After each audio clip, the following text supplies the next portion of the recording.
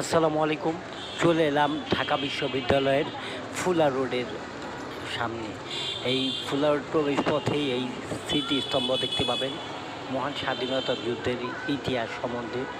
এখানে অনেক কিছু বলা আছে এবং এখানে তালিকা আছে, অনেক রকম তালিকা আছে।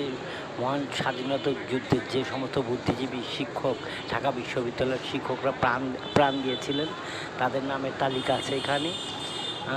সবচাইতে বড় ব্যাপার, লাখো লাখো শহীদের রক্তে কেনা এই বাংলাদেশটা আমাদের কাছে একটা আমানত স্বরূপ। তাই আমরা যে কোনো মূল্যে এই মহান স্বাধীনতার মান বজায় রাখব। এটা যে কোনো কিছুর বিনিময়ে এটার মান আমরা অক্ষত রাখব এবং এই দেশটাকে ভালোবাসবো। এই দেশটা হচ্ছে আমাদের সকলের কাছে আমানত। সবাই দেশটাকে ভালোবাসবো। দেশপ্রেম এক ধরনের ঈমান এবং ইবাদত।